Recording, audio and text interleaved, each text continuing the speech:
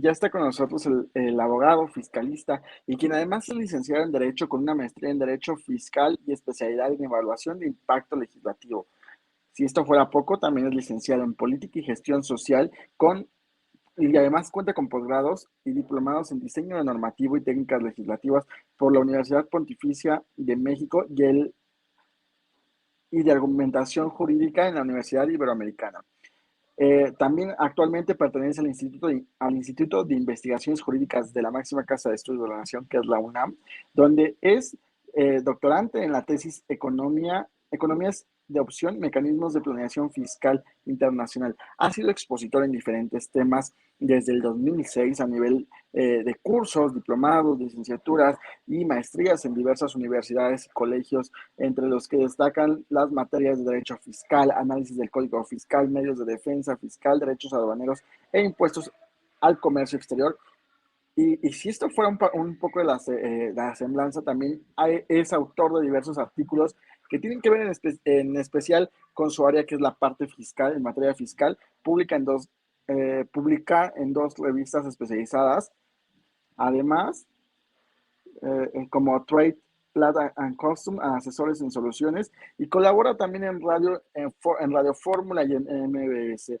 Ha trabajado principalmente en el Poder Legislativo Federal y los temas locales, en donde ha sido coordinador de asesores, director de procesos de Parlamento y director del Instituto de Opinión Ciudadana, Estudios Económicos y Sociales del Poder Legislativo. Desde el año 2013 es socio fundador de la firma Intelex Soluciones Fiscales. Actualmente es asociado de la misma firma internacional Nexia International en el top 10 mundial de las firmas fiscalistas, contadores y auditables, desempeñándose como asesor, consultor y en la defensa en materia legal fiscal, en comercio exterior. Es creador del programa de fiscalización para entidades federativas en materia exterior. Y bueno, como ustedes ya lo están viendo en el flyer, él es el maestro Omar Contreras y estará con el tema 2024, ¿qué nos espera en materia económica y fiscal? Y sin más, Omar, ¿qué tal? Muy buenas tardes. Muy buenas tardes a todos ustedes, José Luis, y buenas tardes a todo el auditorio que nos acompaña este día. ¿Podríamos presentar desde tu plataforma o gustas que presente yo? Para mí es más cómodo que tú presentes. Ok, creo que Ana lo tiene. Ana, ¿nos apoyas con eso? ¿Es esta? Correcto, es correcto. Es esa. Y una disculpa, por supuesto, al auditorio. La máquina que yo utilizo es una máquina Mac y los programas que utilizo son de Apple. Entonces, creo que esta plataforma únicamente permite conectarte a través de Chrome y yo normalmente utilizo la plataforma de Apple, ¿no? Entonces, una disculpa Sí, por eso, no pude Safari. conectarme a tiempo. Pues tuve No te preocupes.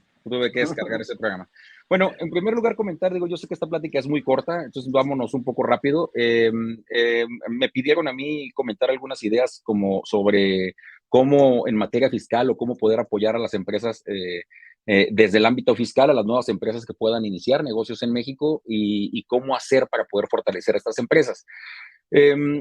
En lo particular, comentar, hay un paquete económico entregado cada año, el 8 de septiembre de cada año entrega el Ejecutivo Federal este paquete económico, y este paquete económico incluye criterios generales de política económica, que es cómo se vislumbran las condiciones económicas del país para el siguiente año.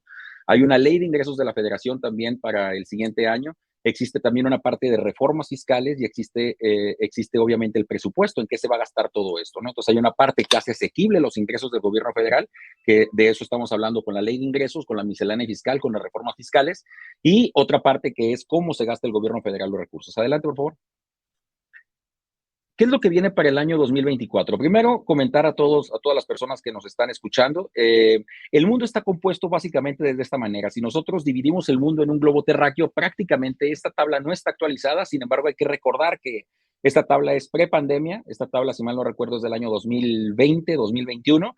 Pero no han cambiado mucho las condiciones económicas del mundo porque con la pandemia hubo una disminución del Producto Interno Bruto a nivel mundial, es decir, la producción económica a nivel global, y posterior a la pandemia recuperamos esa brecha. Sin embargo, prácticamente tenemos 3 años pues perdidos en la economía mundial porque únicamente lo que hemos hecho durante estos 2 últimos años es recuperar el tamaño de la economía que teníamos a nivel global. Estados Unidos representa 20 trillones de dólares, que son 20 millones, más bien 20 millones de millones de millones. Serían, en Estados Unidos lo conocen a los trillones como 1,000 billones de dólares.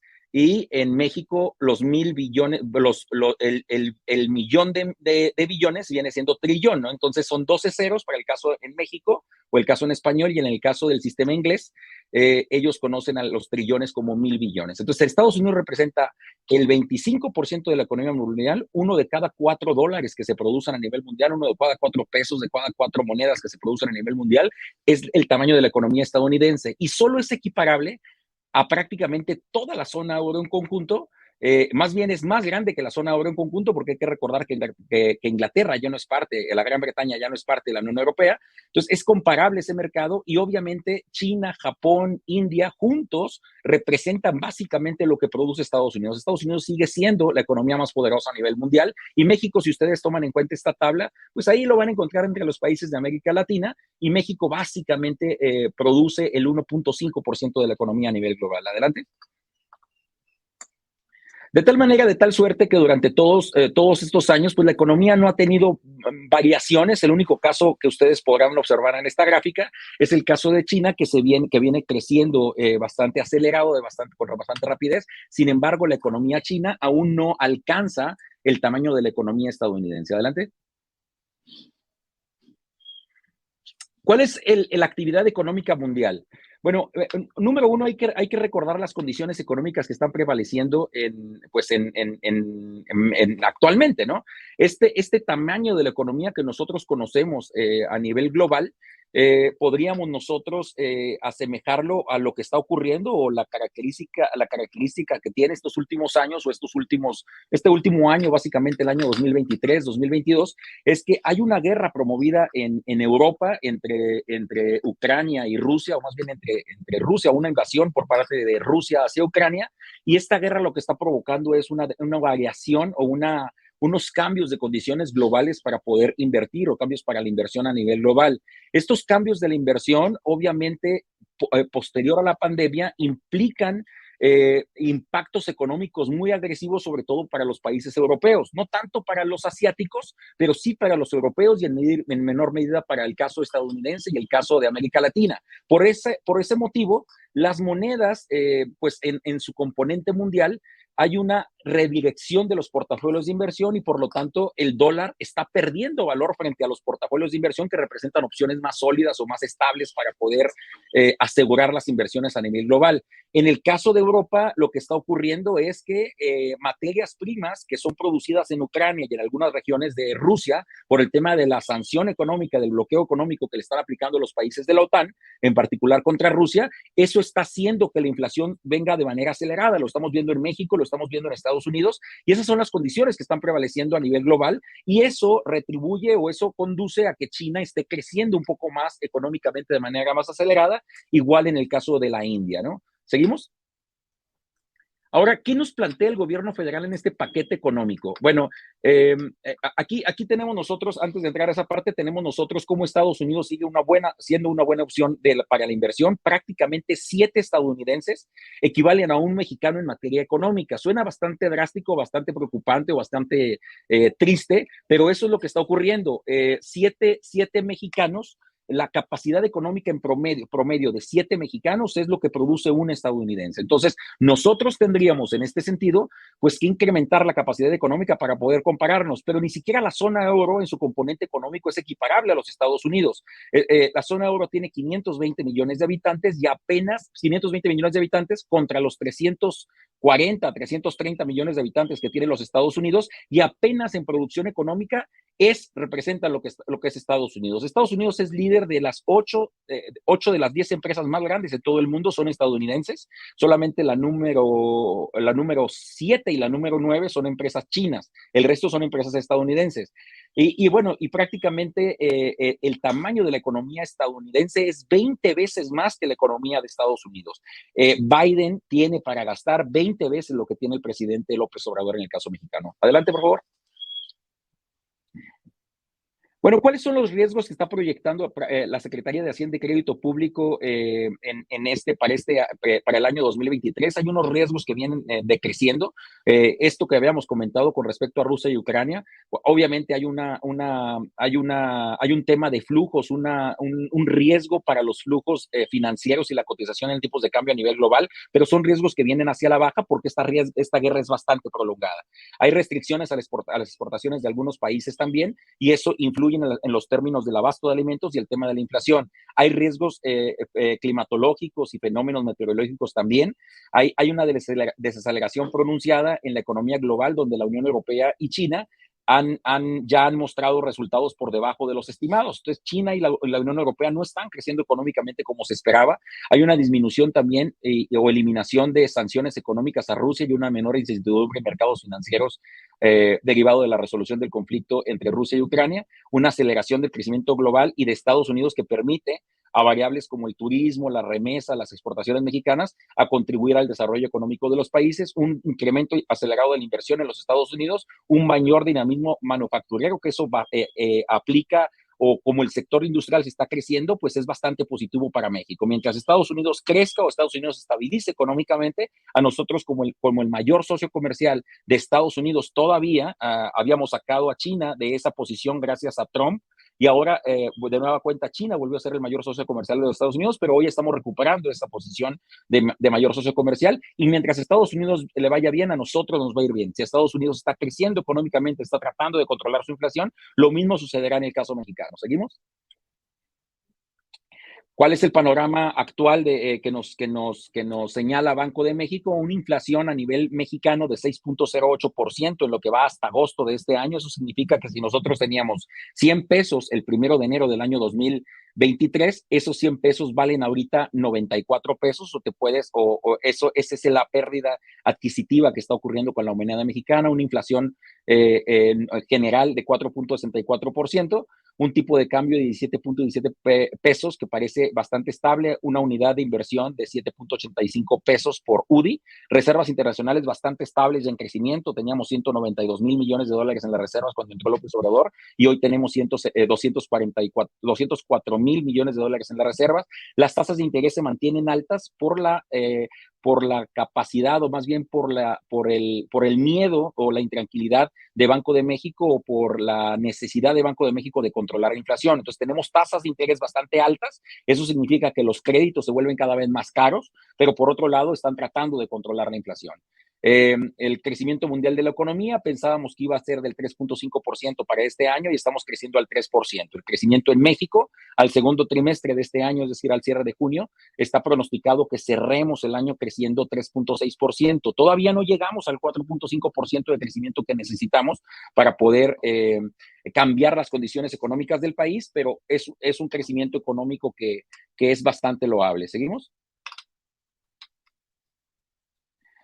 También los criterios generales de política económica nos señalan, el año pasado crecimos, o este año vamos a crecer entre un 2.5 y un 3.5%, para el próximo año se mantienen esas perspectivas de crecimiento. Entonces, no habrá crecimiento durante el próximo año, y si nosotros quitamos a este crecimiento económico el 8% de decrecimiento, es decir, de hacer más chica la economía que teníamos el año pasado, lo que nos va a dar como resultado es que para el 2024, cuando salga López Obrador, tendremos una economía mexicana del mismo tamaño que la recibió en el año 2018. Entonces, prácticamente fueron 6 años en donde lo que hicimos fue tratar de contrarrestar el tema del nulo crecimiento o la baja de crecimiento económico derivado del COVID-19, y para finales del sexenio estaremos creciendo y recuperando ese tamaño de la economía. Una inflación que se mantendrá en el 2023 al 5.7% y para el 2024 en 4.5%. Un tipo de cambio que se mantendrá básicamente, no es porcentual, es pesos ahí,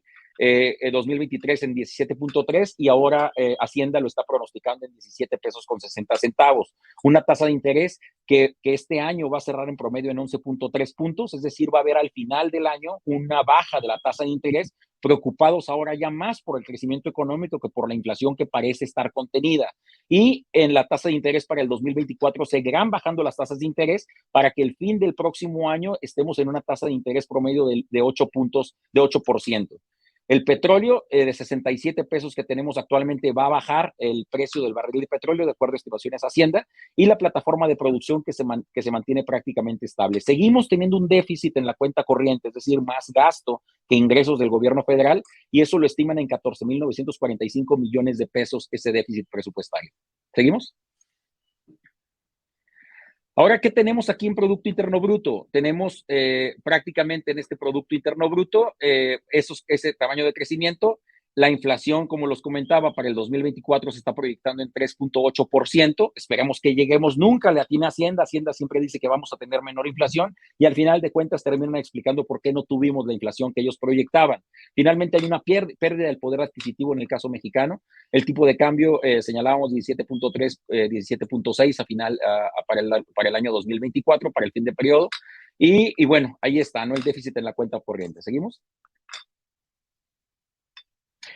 Entonces, balance público 2024, un déficit presupuestario de 1,693,000 millones de pesos. Esto significa que el gobierno federal va a gastar más que lo que ingresa. Ese va a ser nuestro déficit para el próximo año, 1,693,000 millones de pesos. Y resulta bastante relevante porque si los ingresos públicos van a ser del orden de 7,5 billones de pesos, pues entonces va a haber 1,5 billones adicional que el gobierno no tiene para gastar, pero lo va a sacar de deuda pública para el próximo año. Todo el tiempo ha habido deuda pública. Cada año hay deuda pública y está en el artículo 2 de la propia Ley de Ingresos de la Federación. Entonces, hay una constante del gobierno federal también este sexenio de que está solicitando deuda pública. Ya para el final del sexenio vamos a tener 50% de deuda pública más que la que dejó Peña Nieto. De ingresos para el 2024, en el 2023 tuvimos de ingresos 7,464,700 millones de pesos y para el 2024 esa cifra se disminuye de acuerdo a las proyecciones de la Secretaría de Hacienda y Crédito Público. Entonces, el próximo año está pensando el gobierno federal ingresar menos recursos que lo que tenemos este año. De no petroleros es bastante relevante porque de este total de componente de 7,329,000 millones de pesos que va a gastar el gobierno federal, los ingresos no petroleros representan casi la totalidad, 6,280,000 millones de pesos, lo que significa que el gobierno federal está dependiendo cada vez menos de Pemex. Entonces, prácticamente 1 billón de pesos de los 7,5 billones que produce el gobierno federal son únicamente de Pemex, cuando hace 2 décadas era precisamente lo contrario, se dependía muchísimo más del petróleo que de los ingresos tributarios. Y como ingresos tributarios tendríamos nosotros casi 5 billones de pesos. Ese es el total de componente de lo que recauda el gobierno federal por ingresos, por conceptos de impuestos directos, como impuestos sobre la renta. ¿Seguimos? Bueno, y ahí tenemos nosotros esto que les comentaba, de ingresos tributarios, del total de ingresos tributarios en el sistema de renta o de impuestos sobre la renta, el impuesto que grava la ganancia, para el próximo año vamos a tener un crecimiento, 2,7 billones de pesos de recaudación el próximo año contra 2,63 de lo proyectado o lo estimado para este año. Significa que el gobierno federal va a ingresar más dinero, más recursos, con la misma cantidad de personas. En materia de IVA también hay un incremento. Nos vamos a ir el próximo año hasta 2,7 billones de pesos contra 2,63 que están estimando recaudar este año. En materia de IEPS lo mismo, y estos son los ingresos prácticamente tributarios. ¿Seguimos? En medidas fiscales, en cuanto a medidas fiscales, tenemos que la 4T ha estado procurando algunos temas de medidas fiscales que tienen que ver con, primero, este gobierno eliminó la compensación universal, que eso significaba que el impuesto sobre la renta que tú tenías a favor por los impuestos pagados por empleados, o más bien por los impuestos, por los ingresos generados. Si tú tenías en una empresa más pérdida o más gasto que ganancia, tú podías compensar el impuesto de tu propia empresa contra los impuestos sobre la renta que tienes que pagar por los empleados. Este gobierno eliminó esa posibilidad y por lo tanto, sobre todo como una medida para poder combatir el tema del outsourcing. Entonces, este gobierno eliminó esa compensación universal, prohibió también el tema de la condonación de cualquier tipo de impuestos, elevó a tema de delito grave el fraude fiscal. Hoy una persona que no paga impuestos o una persona que defrauda fiscalmente al fisco, que no paga sus impuestos como se debe, es considerada terrorista para efectos de tema de ley de seguridad nacional. Es tratado como un terrorista, como un secuestrador para el tema del código fiscal, para el tema del código penal, es tratado como un vendedor de drogas. Una persona que no paga un centavo de impuestos tiene las mismas mismas consecuencias jurídicas que un narcotraficante. Eso es lo que está ocurriendo en México, que un tratador de blancas. Eso es lo que ocurre en México en este sexenio. Esas son las medidas que han venido señalando o que ha venido estableciendo el propio gobierno federal. También la regla general antiabuso. Hoy es necesario, por el tema de razón de negocio, por el tema de la regla general antiabuso, por las reformas que hubo hace 2 años, se vuelve obligatorio que la empresa elija el medio el medio de actividad que sea más conveniente para el pago de impuestos, cosa que es totalmente anacrónico o es ilógico, porque cualquier empresa merece un trato justo y merece ser tratado como mayor de edad. Eso significaría que esta empresa o que la propia empresa tendría la posibilidad de estar en libertad para poder elegir el medio que más le convenga para su actividad económica. Ya no es así, de acuerdo al 5A del propio Código Fiscal de la Federación. Hay un marco fiscal digital también promovido por el propio BEPS. Ahora ya todo el tema digital paga impuestos, el tema de Airbnb, el tema de Uber, el tema de Didi, todos estos temas están pagando impuestos. Y en medidas BEPS, pues hay obligaciones ahora de acuerdo a las leyes de BEPS, que es una organización internacional a la que México pertenece, como pertenecemos a la OCDE, y las medidas fiscales establecidas por la OCDE implican algunas modificaciones a nuestros códigos fiscales, a nuestras normas fiscales en materia federal, que es, por ejemplo, ahora un abogado fiscalista, un contador que te dice cómo pagar menos impuestos, debe revelar, debe decirle, debe informar a la autoridad que está haciendo esto con su propio cliente. Ya hay necesidad de eliminar neutralizar algunos mecanismos híbridos que permitían a las empresas pagar menos impuestos. Ya no puedes llevarte tan fácilmente los recursos a otros países. Y también en materia de intereses, del pago de intereses de deudas contraídas por las empresas, está limitado únicamente al 30% de las utilidades generadas, está limitado eso a que puedas contratar créditos con empresas del grupo o empresas que pertenecen al mismo grupo corporativo. ¿Seguimos? ¿Cuál es el presupuesto 2024? El 23 teníamos un presupuesto, es decir, ya supimos cuánto vamos a ingresar, eso ya lo vimos, 7 billones 600 mil millones de pesos, pero fíjense ustedes, tenemos 7 billones 300 mil millones de pesos de ingresos contra, para el próximo año, 9 billones 22 mil millones de pesos. Es decir, nunca en la historia de México ningún presidente, ningún año había tenido tanto dinero para gastar como lo tiene Andrés Manuel López Obrador en el año 2024, que es el último año de su sexenio. Pero a ver, si nosotros nos vamos más atrás, no nos vamos ahí, pero si ustedes revisan la tabla, que lo vamos a compartir, si ustedes revisan, tenemos 7 billones 300 mil millones de ingresos contra 9 billones de gasto. ¿De dónde va a salir el resto? Bueno, pues el gobierno federal también está planteando tener 1.264 mil millones de pesos de deuda contraída este año. Ya el año pasado tuvimos 1.130.800 millones de pesos de deuda. Este año va a ser 1.264 mil millones de pesos más de deuda pública del propio gobierno federal. El gasto programable es bastante preocupante porque en materia de empleados federales, el gobierno federal sube un 5.4% el gasto que va a ser en empleados para el próximo año. En el tema de pensiones y jubilaciones, 7.3% de crecimiento. Hoy gastamos 1.5 billones de pesos. De estos 7 billones que ingresamos, 1.5 billones son para el tema de pagos de pensiones y jubilaciones. El gasto en inversión, al contrario de lo que está sucediendo, ahorita vamos a ver en qué está gastando el gobierno federal. En parte de lo que está gastando, el gasto en inversión, es decir, en escuelas, en hospitales, en infraestructura como carreteras, autopistas, puentes. El gasto público de inversión es 11% menos para el siguiente año. Únicamente tenemos 138 mil millones de pesos menos de inversión para el siguiente año. ¿Seguimos?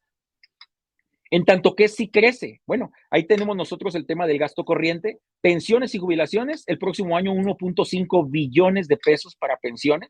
Cada vez tenemos más crecimiento en el tema de pensiones. En el tema de inversión física decrece, ¿no? Ahí lo tenemos nosotros, 1.100.000 millones de pesos para inversión física, es decir, gasta más el gobierno en pensiones y jubilaciones que en tema de inversión física. Y obviamente no viene aquí en el tema del gasto corriente o en el tema de los totales, pero los gastos por costos de la deuda, pues también crecen bastante, ¿no? En servicios personales ahí lo tenemos. ¿Y en qué está gastando el gobierno federal? Está gastando 120,000 millones de pesos el próximo año para el tema del Tren Maya, proyectos para construir y conservar las obras hidráulicas de Conagua, 39,000 millones de pesos. Está gastando en el tema de los pinos y del bosque de Chapultepec para el próximo año, la línea 1 del tren suburbano Lechería Jaltocán en el AIFA, la conclusión del tren interurbano México-Toluca, el desarrollo del istmo de Tehuantepec con este tren interoceánico, también hay gasto para el próximo año, y los proyectos de algunas vías de comunicación también están incrementándose para el próximo año. ¿Seguimos? Obviamente esos fueron los proyectos, ahora los programas prioritarios para el próximo año. Fíjense ustedes, 465,000 millones de pesos para la pensión para adultos mayores. Eso significaría, esto es aparte de las pensiones y jubilaciones, esto significaría que básicamente el gobierno federal está gastando el 50% de lo que gasta en obra pública, está gastándolo ya en el tema de la pensión para adultos mayores, el programa de becas 87,000 millones de pesos, y aquí tienen ustedes todos los temas de programas prioritarios para el gobierno federal. ¿Seguimos? Para el próximo año también hay un límite de gasto corriente estructural. Ahora tenemos el gasto neto pagado para el próximo año va a ser de 6.2 billones de pesos, menos el costo financiero. Y fíjense ustedes, ahí en el tema del costo financiero son 669,000 millones de pesos. Es decir, 10% de lo que ingresamos o 10% de lo que ingresa el gobierno federal ya está pagándose en temas de, le llamamos nosotros, servicios de la deuda, que incluye intereses, ordinarios, extraordinarios, intereses de la deuda, servicios de la deuda como, por ejemplo, amortizaciones para el pago de la deuda o como, por ejemplo, la contratación de nuevos servicios. Todo eso es el 10% del total. 1 de cada 10 pesos que gasta el gobierno federal es para el pago de deuda, pago de intereses de deuda, pagos de servicios de deuda. ¿Seguimos? Y hay deuda pública también. Emanada del propio artículo 2 de la Ley de Ingresos de la Federación, nos está indicando que el sector central del gobierno federal, es decir, López Obrador y sus secretarías de Estado, están solicitando para el próximo año, como nunca en la historia, casi 2 billones de pesos de deuda pública en el sector central de la economía, es decir, en el sector central del gobierno federal, más aparte 18,000 millones de dólares de deuda externa.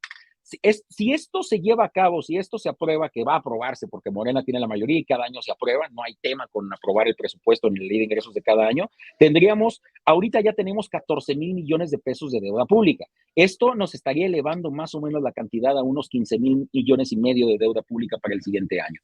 Pemex, como es como es empresa productiva del Estado, está su deuda pública para el próximo año, aparte de la central, 138,000 millones de pesos de deuda interna contra una deuda externa de 3,726 millones de pesos, y lo mismo con Comisión Federal de Electricidad, está solicitando deuda interna por 600,000 millones de pesos y una deuda externa por 1,188 millones de pesos. ¿Seguimos? ¿Qué es lo que está ocurriendo en materia fiscal? Y de ahí la importancia de hablar en este foro de perspectiva empresarial, porque los empresarios deben de conocerlo. Hay una presión fiscal a nivel global en la OCDE de 34.2%. ¿Qué significa eso? Significa que tú presionas al contribuyente y tú le tienes que sacar 34 pesos de impuestos por cada 100 pesos que ingresa. Ahora, la presión fiscal en América Latina y el Caribe es del 22.8%. En México era en el año 2000 de un 11.5% y para el 2018 de 16.2%. Sin embargo, por esas razones, las reformas que se han venido suscitando con López Obrador, porque a pesar de que sea liberal en algunas cosas y conservador en otras, es muy conservador o es muy de derecha en el tema fiscal, en el tema tributario. Es decir, este gobierno se ha dedicado a generar mayores contribuciones y mayores cargas a los empresarios. Hoy, ser empresario en este país es un deporte de alto riesgo, porque el gobierno federal está apostando muchísimo más a recaudar y reducir el tema recaudar más y reducir el tema de evasión y la elusión fiscal. De lo que se trata es que el gobierno dice que cada contribuyente debe pagar lo que le corresponde, pero esta presión fiscal de 16.2% que teníamos en el año 2018, realmente si no tomamos en cuenta a la economía informal y solamente vemos los formales de la economía, ya teníamos con ellos una presión fiscal de 22.3%. Esto significa entonces que lo que tiene que hacer el gobierno federal es ampliar la base de contribuyentes y no cargarle la mano más a los mismos. Porque si lo que necesita el gobierno federal es generar nuevos ingresos, no le vas a cargar a los contribuyentes que ya pagan. Tienes que ir por los informales, tratarlos de meter a la economía formal para que empiecen a pagar impuestos a aquellos que no pagan. Sin embargo, esto no ha sucedido en este gobierno. Que ha habido, por un lado positivo, eso es lo negativo del gobierno, que vemos en materia fiscal, se le carga mucho la mano a los empresarios. ¿Y qué vemos en lo positivo? Algunos estímulos fiscales que son bastante positivos, sobre todo en el tema de franja fronteriza, con un IVA reducido al 8%, con un impuesto sobre la renta reducido al 20% para personas morales, en donde las ventas en aquella región han venido creciendo porque son más competitivas frente a Estados Unidos y frente a México, y una inflación en franja fronteriza que se ha visto mucho más contenida que en el resto del país. ¿Seguimos? Ahora, ¿qué ha habido en este gobierno también? Condonación de impuestos ya no hay. Hay un compromiso en mayo de ya no otorgar condonaciones ni eximir el pago de contribuciones desde mayo del 2020. Se están aumentando sanciones y percepción de riesgo, como veíamos en enero del 2020, ya entró la reforma en materia de defraudación fiscal que está considerando como delito grave las facturas falsas como y también que van a ser consideradas como delincuencia organizada. La renovación de fiscalización con tecnología, ya hay una plataforma tecnológica, un robot que todo el tiempo está revisando a los contribuyentes desde el SAT.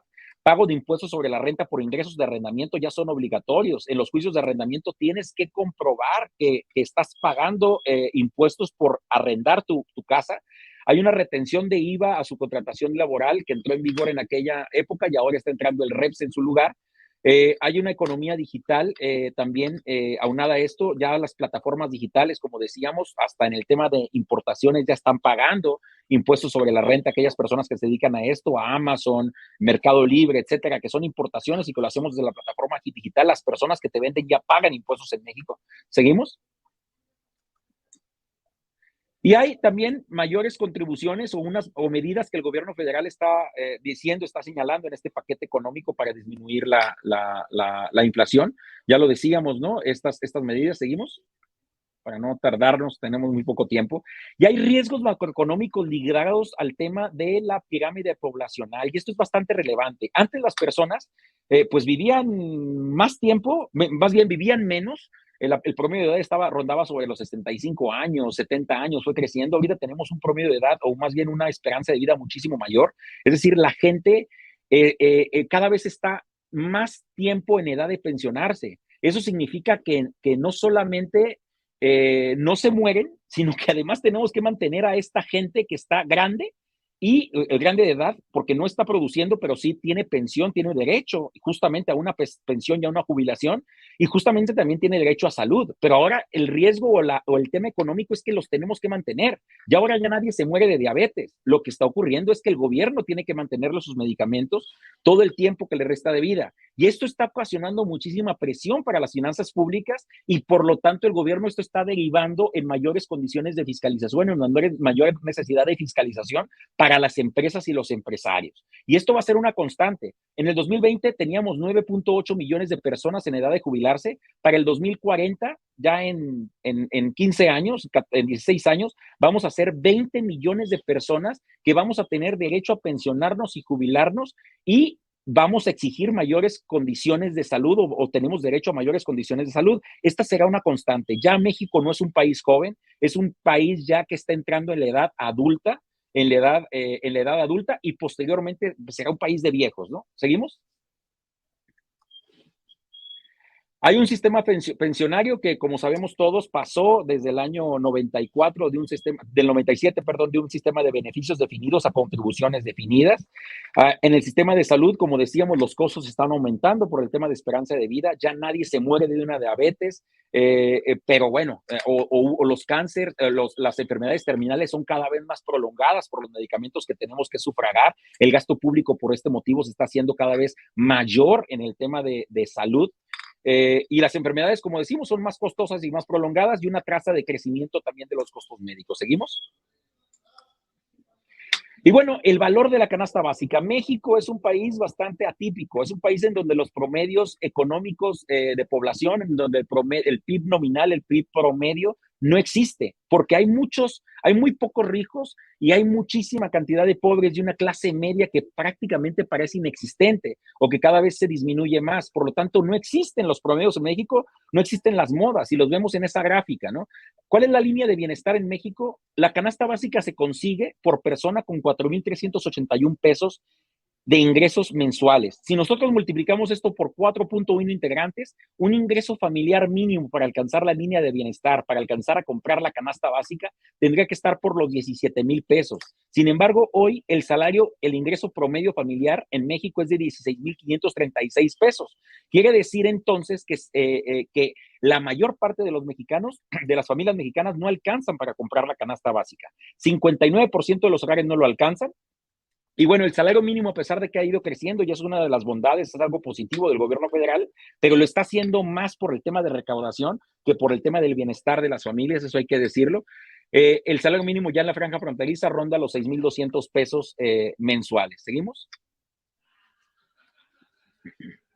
El Estado de Derecho. México es un país muy atípico en condiciones de Estado de Derecho. Hay muchas cosas que hacer en materia de Estado de Derecho. Necesitamos urgentemente una reforma al Poder Judicial. Hay 30 años con reformas para el crecimiento, pero no hay reformas para el Estado de Derecho. No tenemos reformas al Estado de Derecho. México está en la posición número 99 de 126 países en materia de Estado de Derecho. No tenemos condiciones de Estado de Derecho. Estamos prácticamente al último de la tabla de 126 países. En cuanto a ausencia de corrupción, somos el país número 117, en orden de y seguridad del 117, control del crimen 124, violencia frente a agravios personales 126, impartición de justicia civil 103, impartición de justicia penal 115. Para la ejecución de las sentencias deben de pasar 340 días desde la demanda hasta que ejecutan una sentencia. Somos un país muy atrasado en materia de Estado de Derecho. El costo como porcentaje de una demanda, si uno va a demandar, básicamente te vas a gastar el 33% de lo que vas a recuperar. Ese es el promedio en México.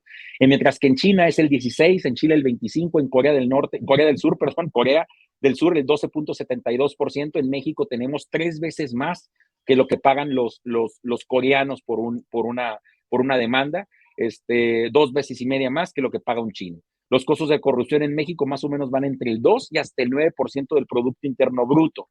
Y en estabilidad macroeconómica, pues hay condiciones propicias para poder crecer económicamente después de la pandemia. ¿Seguimos? Y ahí tenemos algunas gráficas en materia de recaudación de impuestos sobre la renta en comparación con otros países de América Latina. México está prácticamente en todos a media tabla, pero en ingresos tributarios se encuentra prácticamente a último de la tabla. Y en materia, y bueno, ahí tenemos algunas tablas que están a disposición de ustedes. ¿Seguimos? Infraestructura en México también, el índice de competitividad global nos ubica en el 49 de 140 países. No estamos tan mal en cuanto a infraestructura,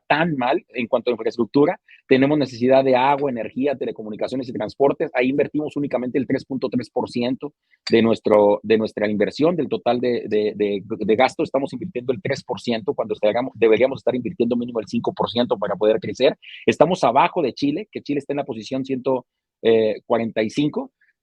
Brasil en el 132, Corea en el 178 en el índice de competitividad, en capacidad eléctrica, telecomunicaciones, ¿no? 105 suscriptores por cada 100, Chile tiene 145, Brasil 132, Corea 178, en capacidad eléctrica tenemos 2,157 kilowatts hora per cápita producidos, en Chile 3,880, en Corea 10,497 per cápita. Quiere decir que un coreano tiene capacidad eléctrica 5 veces más que un mexicano.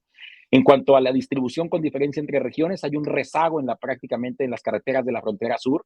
Y pues obviamente esto viene aparejado también porque mientras menos vías de comunicación existan en una comunidad, pues obviamente va a haber menores condiciones para poder crecer económicamente. Y miren, fíjense ustedes, la tabla de arriba es bastante importante, porque si comparamos a México con países de América Latina, es más contra Nicaragua, que es un país paupérrimo prácticamente en la región. Nicaragua está invirtiendo el 12% de su Producto Interno Bruto en infraestructura. Eso significa que muy probablemente Nicaragua sea mejor económicamente en el futuro. Cuando México está invirtiendo, nada más le ganamos a Trinidad y Tobago, pero está invirtiendo menos que Argentina con todas las crisis económicas que tiene Argentina. Y eso es bastante paradigmático, porque invertimos menos que Bolivia, menos que Panamá, que Perú, que Honduras, que Paraguay, que Costa Rica, que Colombia, Belice, que Guyana, que Chile, que Brasil, que Guatemala, El Salvador. Invertimos menos que Argentina en infraestructura, inversión pública, en gasto en inversión pública, que es infraestructura para poder crecer. ¿Seguimos? En cuanto a la desigualdad, pobreza y movilidad, el coeficiente de Gini nos ubica a nosotros en 43.4 puntos.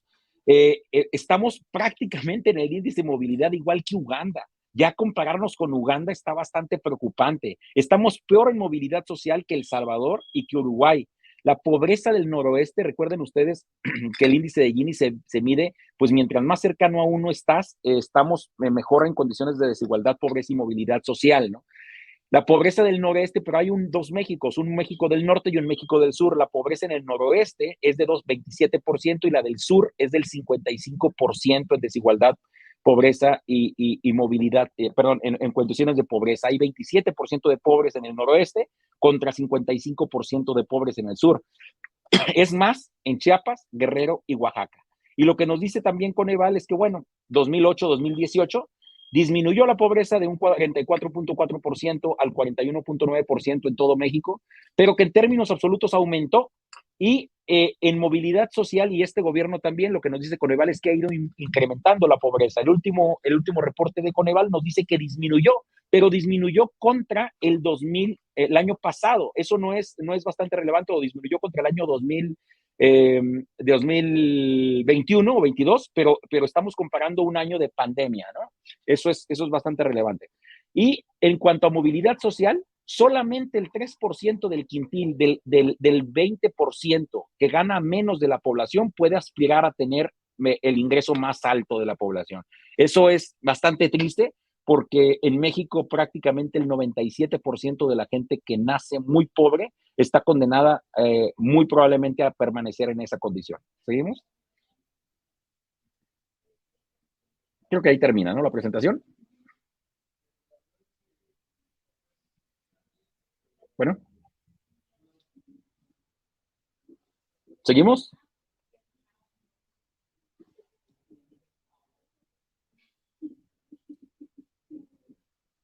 Listo. Perfecto. Entonces, hasta ahí llega la presentación. ¿Qué tenemos con esto? Y creo que me pasé un poquito de tiempo, pero valió a lo mejor la pena. ¿Qué tenemos con esto? Que siempre hay una preocupación latente de parte de los empresarios.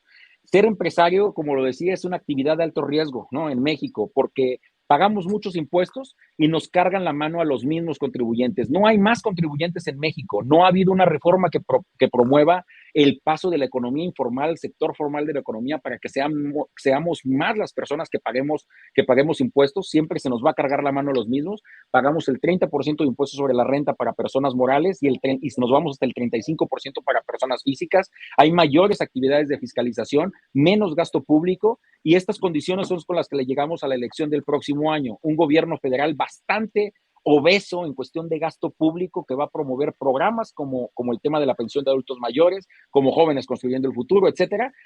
Va a tener muchísimos recursos para poder gastar en eso. Un gobierno que se está endeudando en su economía, una capacidad de crecimiento a nivel general para el próximo año únicamente de entre el 2.5 y el 3.5% de crecimiento, una inflación que, a pesar de que está controlada, pues ronda por el 5% a nivel anual, que es decir, una pérdida del poder adquisitivo de 5 pesos por cada 100 en cada año. Y esas son las condiciones con las que vamos a participar para el próximo año, y con las condiciones económicas con las que deben de participar los empresarios.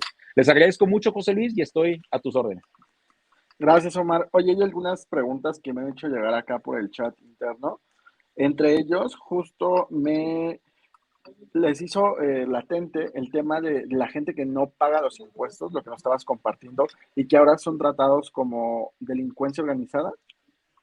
Sí, a ver, ahí va. Sí, sí, correcto. Hubo reformas en el año 2021, justo en pandemia, hubo reformas en el año 2021 que modificaron la Ley de Seguridad Nacional, que modificaron el Código Fiscal de la Federación, y estas reformas, el Código Penal Federal también para el tema de procedimientos, el tema procedimental, la ley, el Código Federal de Procedimientos Penales también fue modificado, y esto con la idea de que ahora las personas que compran facturas falsas, o que no pagan impuestos son tratados como, antes eran tratados como defraudadores fiscales. Eso significaba que es un tema administrativo únicamente. Tú pagabas tus impuestos y ahí se acababa el problema, porque de lo que se trata es de que el gobierno recaude más. O sea, es decir, que las personas paguen lo justo. Pero no, este gobierno lo que hizo para que tú puedas pagar, como eso no era suficiente, o como hay una incapacidad del gobierno federal de fiscalizar de manera persuasiva, pues ahora lo que hace es pues asustar con el petate del muerto. A eso se le llama terrorismo fiscal. Entonces el gobierno federal lo que dice es, ahora,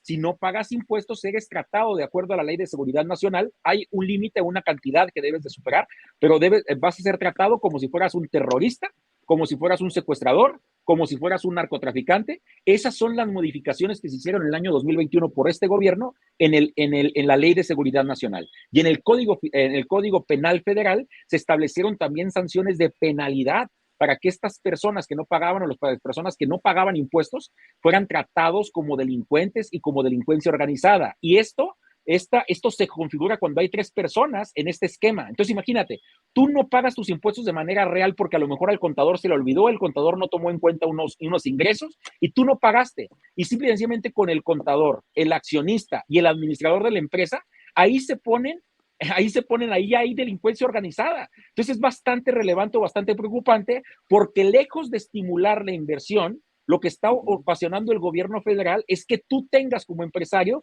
pues mejor decir, oye, ¿sabes qué? Pues ya mejor no hago economía formal, mejor me salgo a la calle total. Los de la calle, pues no pagamos impuestos, me arreglo con el policía, con el del SAT que me llega a revisar y se acabó. Es más, José Luis, tú vas a una oficina del SAT y lo que vemos afuera son puestos de economía informal. Mientras nosotros que estamos a lo mejor metidos en Chilpancingo, en una comunidad teniendo un negocio, allá va el SAT y nos revisa. Pero allá afuera de las oficinas son incapaces de cobrar impuestos, ¿no? Es un contrasentido y es una contralógica para estimular el crecimiento económico y la inversión, ¿no?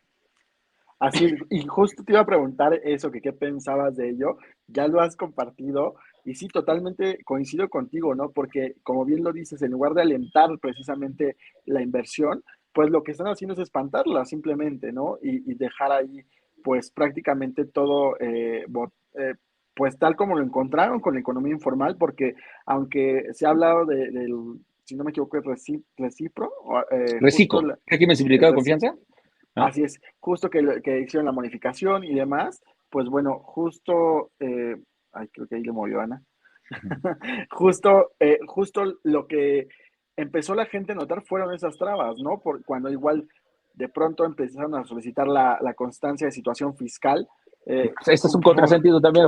Imagínate, José Luis, te exige a ti como empresario, que le des a conocer las constancias de situación fiscal de los empleados, pero todo es una lógica de recaudar más sobre los mismos, porque te dice el gobierno, ahora ya no te voy a hacer válida los pagos de nómina de los empleados si no me das su constancia con la actividad de sueldos. Y le dices tú al SAT, a ver, SAT, si las constancias las debes de tener tú debes de saber a qué se dedica mi empleado. No, pero tú me la tienes que dar. Y te dice, ¿y cómo te la doy? Ah, me la tienes que pedir. Oye, no me fregues. Entonces veías las filas en el SAT y sí, las empresas mandando a sus empleados a sacar su constancia cuando es información que el propio SAT ya tenía. Pero ¿por qué lo hace? Simplemente por un tema recaudatorio. Porque si tú no haces lo que él te dice, entonces no te hago válido tus pagos y por lo tanto me vas a pagar impuestos sobre esos no deducibles. O sea, me vas a pagar el 30% de todas las nóminas de los empleados de los cuales no tienen constancia de situación fiscal actualizada. Fíjate nada más que contrasentido. Lejos de promover la inversión, las estás desincentivando, ¿no? Ahora, ¿qué pasa de una así es. empresa, José Luis? Una empresa que el día de mañana tiene que cerrar porque le cancelaron sellos digitales, porque alguna de sus facturas fueran falsas. Ahora tú estás obligado a auditar a las empresas a las cuales le Sí, compras. O sea, imagínate nada más, le estás derivando la facultad, ahora la obligación va a ser de los que procuran el empleo, de aquellas personas que invierten, que se juegan la vida, la verdad, en este tema de empresarial. Ahora ellos están obligados a revisar a sus proveedores, porque si sus proveedores no pagan impuestos, entonces te los voy a cobrar a ti. Es lo que te está diciendo el SAT. Y si no me los pagas, te voy a cancelar los sellos digitales en lo que averiguamos si es cierto o no. sí, Si una empresa no tiene sellos digitales, no puede facturar y no te van a poder pagar. Mira, si con factura, José Luis, no nos pagan, ahora sin factura, pues nadie te va a querer pagar, ¿no? Entonces ahora, sí, si no te pagan, perdóname, pero yo como empresario a lo mejor tengo una nómina de 10 empleados, de 5 empleados, no voy a quedarme sin comer, ni voy a quedarme sin darle trabajo a mis empleados. ¿Qué es lo que va a ocurrir? Una de dos, o me muevo a la economía informal, es decir, sigo trabajando, pero ya no doy facturas, ¿no? Sigo trabajando, pero ya no doy facturas. Y eso es peor para el gobierno federal, porque entonces ya no les da seguridad social a los empleados, ya no tienen derecho a la seguridad social, ya no tienen derecho a un crédito Infonavit, o sea, te vuelves informal y eso provoca muchísima crisis y muchísima detención del crecimiento en un país. Y segundo lugar, lo que va a ocurrir es que le vas a pedir a un cuate tuyo que tenga una empresa que te facture. Entonces, es un contrasentido, José Luis, porque prácticamente lo que le estás diciendo al gobierno federal es, no me cobras impuestos, cabrón. Ni tú ganas, ni yo gano, no me vas a cobrar. Ya averigua a quién le estoy contratando, a quién estoy subcontratando para que le cobres a él. ¿Me explico? Es un contrasentido. Sí. ¿Qué debe ser el gobierno? Un facilitador de la inversión. Los empleos vienen de los empresarios, no vienen de otra parte. El gobierno federal da empleos, pero da empleo de lo que lo sacan a los empresarios, de los impuestos que pagan los empresarios. Entonces, es bien preocupante, la verdad, que no exista una política para promover el crecimiento a través empresarial, José Luis. Esa sería pues una de lo que sí deseo manifestar, ¿no? Así es. Y bueno, finalmente, Omar, ¿tú qué piensas sobre el tema de la economía digital? Bien lo tocaste y creo que fue un tema que justo llegó en pandemia, o sea, de por sí teníamos el mundo se nos estaba acabando, pero además metieron el tema digital, ¿no? En donde ahora si vendemos servicios digitales, tenemos que pagar otro impuesto aparte del que ya tenemos y pues con ello incluso hicieron que, si no me equivoco, era Netflix o una de estas empresas tuviera que abrir su oficina en México para que pudiera facturar en México, ¿no? Algo que pues de pronto lo ponemos a pensar, nos ponemos a pensar y vemos un poco pues increíble lo que tienen que hacer las empresas, tanto grandes como pequeñas o como micro, precisamente para cumplir con la normativa, ¿no? Y que pues no empiecen a sacar focos porque a partir de ahí pues se generan algunas otras cuestiones administrativas o dentro del SAT, ¿no? Correcto, José Luis. Mira, ¿qué está ocurriendo? Y te lo comento en términos fiscales más que en términos reales, porque yo no le entiendo muchísimo a todo el tema de compras digitales. Sí me meto a mi aplicación y pago desde mi aplicación y compro cosas, ¿no? Hay dos temas. Número uno, y sí señalarlo al público en general, las personas morales que tienen negocios en digital y que son de México, no les van a retener impuestos. Entonces, la mejor manera de vender por Internet, vender servicios o vender productos por Internet es que tengas tu empresa, que constituyas tu empresa, porque ahí no hay retenciones. Una persona que tiene Uber, que tiene Didi, mejor que tenga una empresa que realice ese servicio, porque si no, de otra forma, está reteniendo Uber y está reteniendo Didi. Y uno le echa la culpa a las empresas, pero no. Ahora, esas empresas que son intermediarios, por así decirlo, ¿no? Que prácticamente hay servicios digitales en materia de transporte, hay servicios digitales en materia de hospitalidad o de hospitalería, como es el tema de hoteles, como el tema de Airbnb, y hay servicios digitales también de otro tipo, como en materia de servicio, como es el tema de Uber Eats, ¿no? O de Didi Eats, o de estas plataformas de compras, o de Mercado Libre, Mercado Pago, o de ellos están obligados ahora, no, la teoría fiscal señala que todas las personas tributan por residencia fiscal, es decir, el impuesto sobre la renta, la ganancia tú lo vas a tributar en donde te encuentres. Si mi empresa está ubicada en Ciudad de México, le aplican las leyes fiscales en materia de ganancia, en materia de impuestos sobre la renta de México. Pero si hago servicios, si hago ventas en Estados Unidos, yo tengo que reportar esas ganancias en México, porque no voy a pagar impuestos en Estados Unidos. Eso dice la teoría. Con esto estamos rompiendo completamente la teoría, porque ahora no importa dónde estés ubicado, ahora lo que importa es que donde hagas el negocio pagues impuestos sobre la renta. ¿Y qué ocurre? Que cuando llegas a tu país hay una doble tributación, porque te va a decir, oye, el gobierno te va a decir, a ver, eso sí me lo generaste allá y si pagaste allá es pedo tuyo. no tengo convenio de doble tributación para evitar la doble tributación, entonces también me pagas acá en México, ¿no? Entonces, eso está ocurriendo. Para que las empresas puedan seguir produciendo, se aplicaron estas leyes en materia digital y las empresas tienen que cumplir y ahora tienen que pagar impuestos en México. La idea en sí no es mala. La idea dices, bueno, está haciendo negocio en México, puede ser que necesite y entonces el gobierno tiene que generar un convenio para evitar la doble tributación para que no paguen en el otro país y que lo que pagan en México se les contemple. El problema es que las empresas siguen sin pagar y quienes pagan lo que tienen que pagar las empresas somos los contribuyentes, porque desde que entraron en vigor estas leyes, que nadie me diga que no, nos subieron los precios en Total Play, nos subieron los precios en Netflix, nos subieron los precios en Didi, en Uber. Ahora le cargan la mano a los contribuyentes, es decir, los mismos seguimos pagando lo mismo, porque no me digan a mí que los informales, aquella persona que no tiene una cuenta bancaria donde le depositan su nómina, va a tener acceso a Didi, va a tener acceso a Uber. No lo tiene, José Luis. Entonces, por lo tanto, a nosotros, los contribuyentes que sí pagamos, que tenemos un sueldito, que con trabajos nos ganamos la vida en una empresa para poder producir, ahora somos nosotros los que estamos pagando estas reformas fiscales.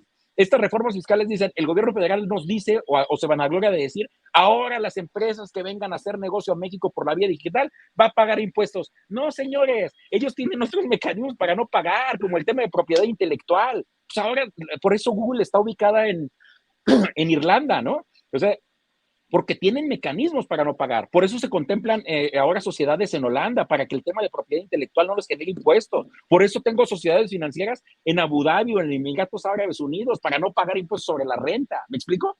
Pero a ver, pero a quienes sí le cargan la mano es a los que no tenemos acceso a ello. A nosotros, los contribuyentes de a pie, son a los que nos cargan la mano, y a nosotros nos cargan los impuestos que deben de pagar aquellas empresas. Eso es lo preocupante, José Luis. Así es, pues vaya, hay un sinfín de temas en los que podríamos abordar y nos aventaríamos todo el día, y qué interesante el hecho de cómo lo abordaste, estimado Omar, y de verdad agradecemos mucho el tiempo que nos has dado y la oportunidad. No me quiero ir, no quiero despedirme sin entregarte este reconocimiento a nombre de Crubas Comunicación y Hagamos Comunicación. Otorgan el presente reconocimiento al licenciado Omar Contreras Borbón, tras haber participado como conferencista durante el foro Perspectiva Empresarial, un negocio múltiples perspectivas, realizado el 20 y 21 de septiembre del 2023 en modalidad online mediante la plataforma de capacitación hagamoscomunicación.com, y se firma este documento el día de hoy aquí en Ciudad de México. Lo firma el cofundador y director de académico, perdón, de Hagamos Comunicación, Rubén Huerta, y lo firma también tu servidor, director de Crubas Comunicación. Te lo haremos llegar más tarde, estimado Omar. Muchas gracias, José Luis, y muchas gracias a todos por haberme invitado. No, gracias a ti por el tiempo. Nos estamos viendo. Hasta la Gracias. próxima. Ha sido Omar, justamente el licenciado Omar Borbón, que nos estaba hablando precisamente del tema fiscal. Vaya, un tema del cual en México hay varios dichos, y iba justamente a decir alguno, pero, pero no se me vaya a salir aquí una palabra o algo diferente, pero es que aquí en México decimos que en la escuela nadie te enseña temas del SAT, ¿no? El SAT es el Servicio de Administración Tributaria. Pero deberían de enseñarlo, porque de pronto uno cumple los 18 años, la mayoría de edad para México, y pum, hay que empezar a declarar el SAT, hay que empezar a pagar aunque tú ni trabajes, decimos, ¿no? Pero obviamente no es que empieces a pagar, sino lo que decía Omar, hay que cumplir con los requisitos paso por paso para que le digas, oye, no estoy trabajando, soy mayor de edad, pero todavía no. Y bueno, es todo un rollo justamente esa parte. Pero ya regresamos, ya estamos con el siguiente conferencista. Así que no le cambien y recuerden compartir la transmisión con el hashtag Foro Empresarial.